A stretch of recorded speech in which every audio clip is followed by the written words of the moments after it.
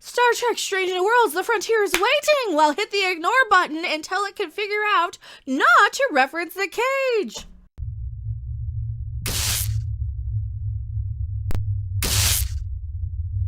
I am Becca, and we've been over this time and time again. We got some new artwork and promotional material for Strange New Worlds. They're threatening to drop that on May 5th. And yes, we had to look up why the horse is there. Actually, I went to my resident Star Trek encyclopedia, Robot Shlomo, in the other room. He had to remind us all because, like I said, the cage is unwatchable. The cage, as we all know, is TOS's unaired, unwatchable pilot that they split up and re-edited and recut into the menagerie a little bit later. Here's the problem I have with modern day Star Trek. It's all about the references. It's all about Googling the most obscure piece of trivia. And that is the worst part of any fandom, in my opinion. It has driven me out of everything that I have liked on the internet, or at least talking about everything I have liked on the internet, because you have this interrogation of, well, if you don't know some random piece of trivia, you're not a real fan. Fine. I'm an anti-fan of Star Trek at this point, because they have done nothing Star Trek. Sure, it's got the name Star Trek, sure, it's got references to Star Trek, but it doesn't have the spirit and the heart and the message of the show, and it doesn't have this hopeful, optimistic part of humanity where we get over all this petty crap, where we get over the need to prove that, well, we need this representation because oppression. There isn't any by then. There isn't any. There's aliens out there. Do you think the aliens give a crap what your pronouns are? No. So we have Star Trek being overrun by wokier than thou zealots who just want to call you an istophobe if you don't like it. We also have all of these constant callbacks to the cage. I get it. It's the first one that appears on Netflix or Hulu or wherever you watch this. It's always the first one that pops up because since then, in the years since Star Trek has been off the air, people have resurfaced and they're like, oh, well, it was finished. Why not watch it and just include it? Because it's unwatchable. Because I guarantee you, the cage is kind of unwatchable. It has its moments, it has some foundation of what Star Trek became, but you don't need it to enjoy Star Trek. And the fact that they're constantly tethering themselves, attaching themselves to this prequel timeline, to this pre-Star Trek timeline, continually locks them into a specific set of canon and rules and everything that you know is incorrect. This is the problem with a lot of these Star Trek fans that I see online. The new Trek sympathizers. They want to argue what canon is. I don't care anymore.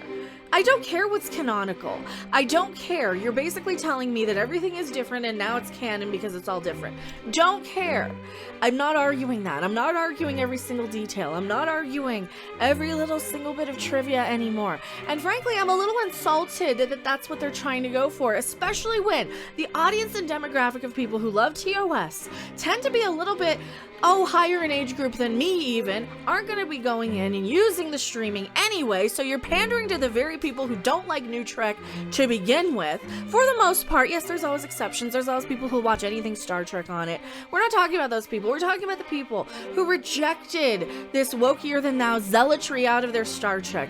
That if we have a problem with the script, these people who make and support modern day Star Trek call you an ist, a phobe.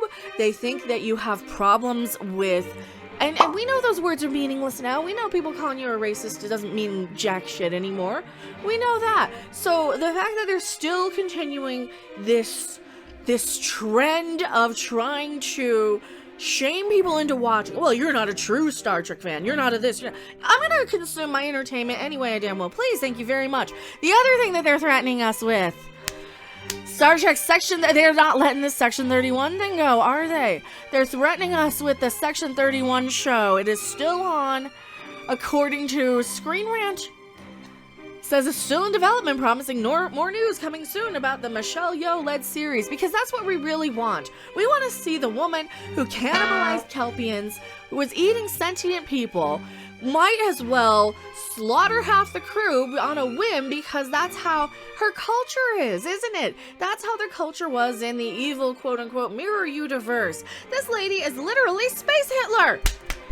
She's literally Space Hitler, and that's gonna be our protagonist on a series. These people who are making Star Trek have no idea what they're doing, what they're talking about. And apparently the Starfleet Academy series that I think we pitched probably way back on the old show is now in the works again, because let's face it, they're probably going to use this as an excuse to spin off Tilly into a series of her own as a I'm sorry we screwed up your character or something or some way to keep Star Trek on the air, the bad Star Trek, indefinitely.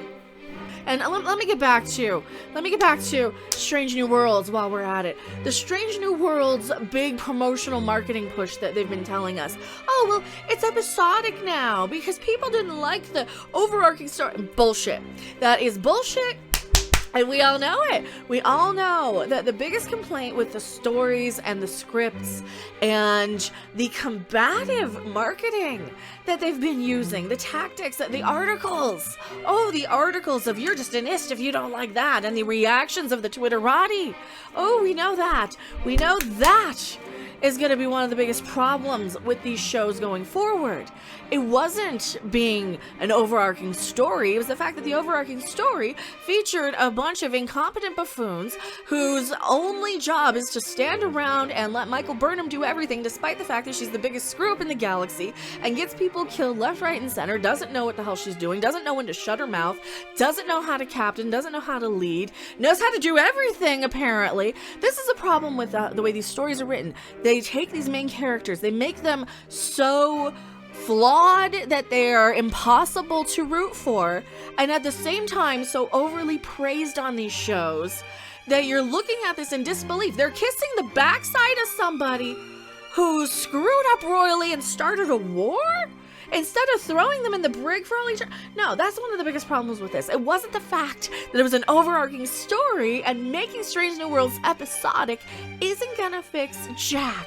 Okay, making Strange New Worlds episodic is just going to mean you're gonna hit the reset button every episode to drop in another reference, another member berry, another revisit and retread of an episode that was done so much better in an unaired, unwatchable pilot from the 1960s. It wasn't good enough for the 60s. Have you seen, like, I'm a huge 60s TV connoisseur. I love the culture from back then. I love the music. I love everything about it.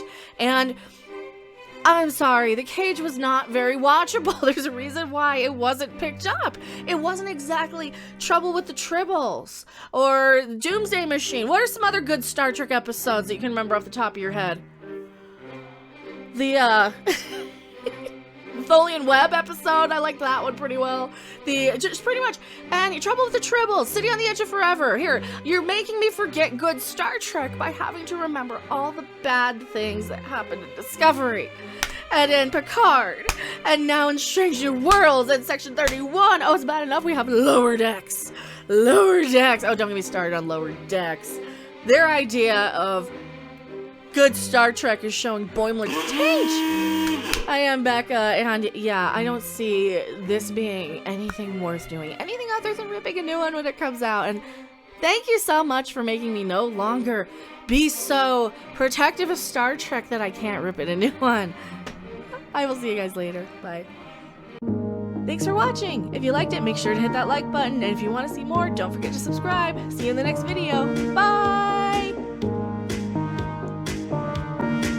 I like science. Dumbass.